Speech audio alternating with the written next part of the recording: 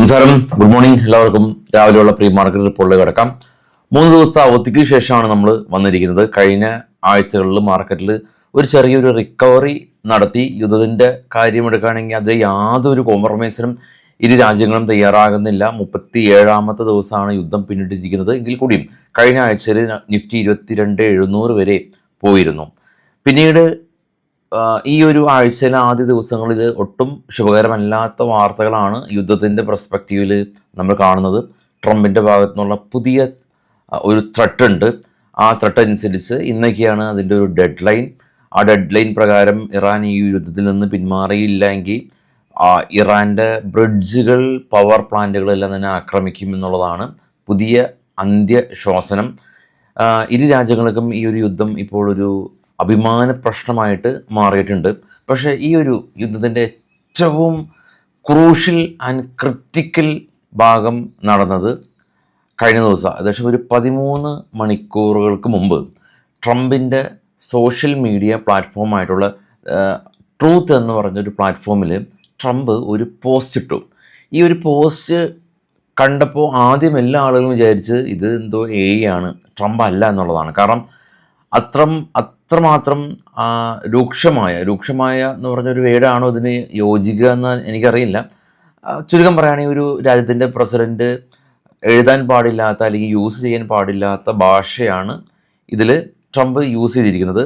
അപ്പോൾ ട്രൂത്ത് എന്ന് പറഞ്ഞൊരു പ്ലാറ്റ്ഫോം നിങ്ങൾ ജസ്റ്റ് ഒന്ന് നോക്കുക. ഏകദേശം ഒരു 13 മണിക്കൂറുകൾക്ക് മുമ്പ് ട്രംപിൻ്റെ ഒരു ട്വീറ്റ് ഉണ്ട്. ട്വീറ്റിൻ്റെ അതിൻ്റെ ഒരു കോർ എലമെൻ്റ് എന്ന് പറയുന്നത് യുദ്ധം നിർത്തിയില്ലെങ്കിൽ ആക്രമിക്കുമെന്നാണ്. പക്ഷെ അതിൻ്റെ യൂസ് ചെയ്തിരിക്കുന്ന ഭാഷകളെന്ന് പറയുന്നത് നമ്മൾ ബീപ്പ് സൗണ്ട് വെച്ച് ഇതിൽ ന്യൂസിൽ ഇതിൻ്റെ സ്ക്രീൻഷോട്ട് പോലും എനിക്ക് കാണിക്കാനായിട്ട് പറ്റില്ല.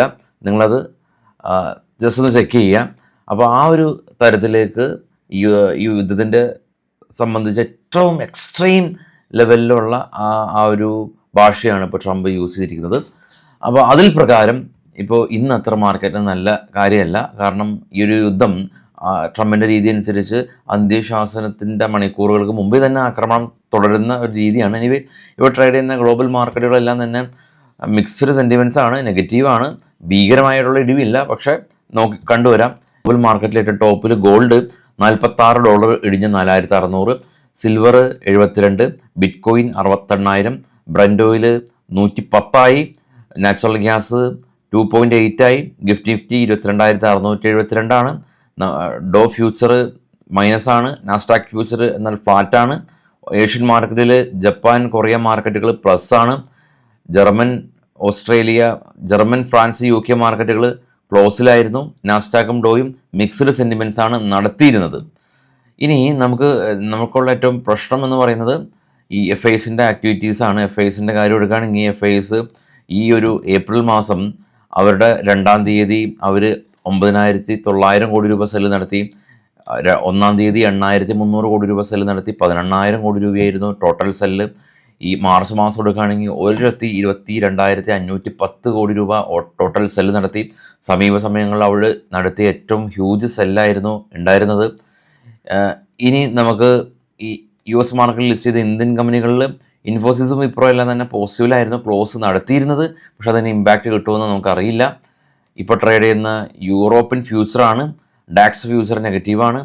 FTSE ഫ്യൂച്ചർ പ്ലസ് ആണ്. ഫ്രാൻസ് ഫ്യൂച്ചർ ഫ്ലാറ്റാണ്. യൂറോപ്യൻ ഫ്യൂച്ചറുകൾ ഇപ്പോൾ ട്രേഡ് ചെയ്യുന്നത്, ചുരുക്കം പറയുകയാണെങ്കിൽ ഇപ്പോൾ ട്രേഡ് ചെയ്യുന്ന യൂറോപ്യൻ ഫ്യൂച്ചർ നെഗറ്റീവാണ്. US ഫ്യൂച്ചർ നെഗറ്റീവാണ്. ഏഷ്യൻ മാർക്കറ്റുകളിൽ ആ ഒരു ഇമ്പാക്റ്റിൻ്റെ നെഗറ്റീവായിട്ട് ഇമ്പാക്റ്റ് ഇതുവരെ വന്നിട്ടില്ല. മാർക്കറ്റ് സമയത്ത് എപ്പോൾ വേണമെങ്കിലും വന്നേക്കാം. FIS ഹ്യൂജ് സെല്ലേഴ്സായിരുന്നു കഴിഞ്ഞ മാസം. ഈ മാസം 2 ദിവസവും അവർ ഹ്യൂജ് സെല്ലേഴ്സാണ്. ഇനി നമുക്ക് കുറച്ച് സ്റ്റോക്കുകളുടെ വാർത്തകൾക്ക് നോക്കാം. ഇത് ബൈസൽ റെക്കമെൻഡേഷൻ അല്ല കേട്ടോ. PNB ഇപ്പോൾ നമുക്കറിയാം അടുത്ത Q1 റിസൾട്ടുകൾ വരികയാണ്. ഏറ്റവും റീസെൻ്റായിട്ട് ഇൻഫോസിസ് അല്ലെങ്കിൽ IT കമ്പനീസൊക്കെയാണ് വരുന്നത് റിസൾട്ട്. അപ്പോൾ അതിന് മുന്നോടിയായിട്ട് പല കമ്പനീസും അവരുടെ റിസൾട്ട് അപ്ഡേറ്റുകൾ പുറത്തുവിടും. അതിൽ പ്രകാരം PNB എല്ലാം തന്നെ ഇവരുടെ റിപ്പോർട്ടിൽ ബിസിനസ് ടോട്ടൽ ഡെപ്പോസിറ്റുകളിലെല്ലാം തന്നെ 10% വർധനവുണ്ട്. RBL ബാങ്ക് ടോട്ടൽ ബിസിനസ്സിൽ 24% വർധനവുണ്ട്. നാൽക്കോ അലൂമിനിയം സെയിൽസ് 30% വർധനവ്. റൈമണ്ട് റിയാലിറ്റി ഇവരുടെ പ്രീ സെയിൽസ് 139% വർധനവ്. M&M ഫിനാൻസ് ഇവരുടെ ഡൊമസ്റ്റിക് ലോൺ ഡിസ്ട്രിബ്യൂഷൻ 11% വർധനവ്. Q4 റിസൾട്ടാണ് കേട്ടോ, Q1 അല്ല Q4. ഇമാമി ഇവരുടെ FMCG കമ്പനിയാണ് ഇമാമി. അവരൊരു മേജർ ജ്യൂസ് കമ്പനീനെ 200 കോടി രൂപക്ക് അക്യൂർ ചെയ്തു. RVNL 242 കോടി രൂപയുടെ ഓർഡർ കിട്ടി. Godavari power Chhattisgarh environmental clearance ലഭിച്ചിട്ടുണ്ട് ഇവരുടെ പുതിയ പ്രൊജക്റ്റിന്. ഹിന്ദുസ്ഥാൻ കോപ്പർ ടോട്ടൽ പ്രൊഡക്ഷൻ 10% വർധനവ് രേഖപ്പെടുത്തി. GR ഇൻഫ്ര 2000 കോടി രൂപയുടെ ഒരു ഓർഡർ ലഭിച്ചു. Rama steel tube company sales volume 10% വർധനവ് രേഖപ്പെടുത്തി എന്നുള്ളതാണ്. ഇനി ഓപ്പൺ ഇൻട്രസ്റ്റുകൾ നോക്കുമ്പോൾ 22,750 നമ്മളുടെ സ്പോട്ട് ഉണ്ടായിരുന്നത്. ഡോട്ടർ ലൈൻ കാണാം. PCR എല്ലാം തന്നെ 1ന് മേഖലയിലാണ്. 22,500 മേജർ സപ്പോർട്ട് സോൺ. 22,000 അതിനുശേഷമുള്ള സപ്പോർട്ട് സോണുകൾ. കോളും ആളുകൾ ഷോർട്ട് ചെയ്തിട്ടുണ്ട്. ഒരു യൂണിഫോം ആയിട്ടുള്ളൊരു പുട്ട് കോൾ റേഷ്യോ ആണ് ഇപ്പോൾ കാണാൻ സാധിക്കുന്നത്. അതായത് ഒരു ഭാഗത്തേക്ക് വലിയ ചായ്വുകളൊന്നും തന്നെ ഇല്ല. ഫ്രഷ് ബൈയിങ് നമ്മൾ കഴിഞ്ഞ ദിവസങ്ങൾ കണ്ടു. പക്ഷെ അത് സസ്റ്റെയിൻ ചെയ്യുമെന്നുള്ളത് ഇനി വരുന്ന മണിക്കൂറുകൾ വളരെയധികം ഇമ്പോർട്ടൻ്റ് ആണ്. ട്രംപിൻ്റെ ഡെഡ് ലൈൻ പ്രകാരം ഈ വളരെ അടുത്ത സമയത്താണ് ഈ ആക്രമണത്തിൻ്റെ എല്ലാം തന്നെ അവസാന സമയങ്ങൾ. അപ്പോൾ അതിൽ പ്രകാരം ഈ ഇറാൻ്റെ എല്ലാം തന്നെ പവർ പ്ലാന്റുകൾ ആക്രമിച്ചാൽ ബദലായിട്ട് അവരും ആക്രമിക്കുന്നുണ്ട്. ഇതിനിടെ ദുബായ് ഇവിടെ ചരക്ക് നീക്കങ്ങൾ ഒമാൻ വഴി ബൈ റോഡിലേക്ക് ഒമാൻ വഴി കൊണ്ടുപോകും. ഒമാനിൽ നിന്ന് ഡിസ്ട്രിബ്യൂട്ട് ചെയ്യും. കാരണം ലക്ഷക്കണക്കിന് ഈ ഒരു ചരക്കാണ് ദുബായിൽ കെട്ടിക്കിടക്കുന്നത്. അപ്പോൾ ദുബായിലെ 2 ലോജിസ്റ്റിക് കമ്പനീസിന് ഇതിൻ്റെ പ്രകാരമുള്ള കരാറുകളെല്ലാം തന്നെ കൊടുത്തു. അപ്പോൾ ചരക്ക് നീക്കം കുറച്ചൊക്കെ അത് പരിഹരിക്കപ്പെടും. പക്ഷേ ഹോർമോസും അങ്ങനെയുള്ള പ്രശ്നങ്ങൾ സ്റ്റിൽ നിലനിൽക്കുന്നുണ്ട്.